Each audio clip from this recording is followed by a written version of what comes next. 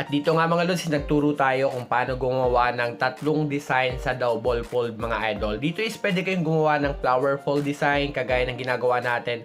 Hahatakin lang natin siya pabilog. Kung gusto niyo naman yung crumple design, isahatakin lang naman natin siya ng padiretso mga idol. At dito nga mga lods, nagtuturo tayo ng DIY design sa table decoration or table skirting. Simpleng DIY backdrop design. Kaya kung gusto niyo matuto, please huwag niyo kalimutang i-share and i-follow tayo mga idol. At para naman po sa mga long form video, dahil nga short video lang to, medyo mabilis lang po, dito is pinapakita lang talaga natin yung design. Pero pwede nyo po siyang mapanood sa mga long form video, pwede nyo pong i-check yung mga regular videos natin dyan sa baba. Simpleng design lang to mga lods, sana may nakuha kayo. Follow for more, syempre huwag nyo kalimutang i-share po yung mga videos natin. Kagaya ng sabi ko, pwede nyo pong i-check yung mga long form video natin sa baba para sa full video guide or full video tutorial ng ating mga itinuturo mga idol.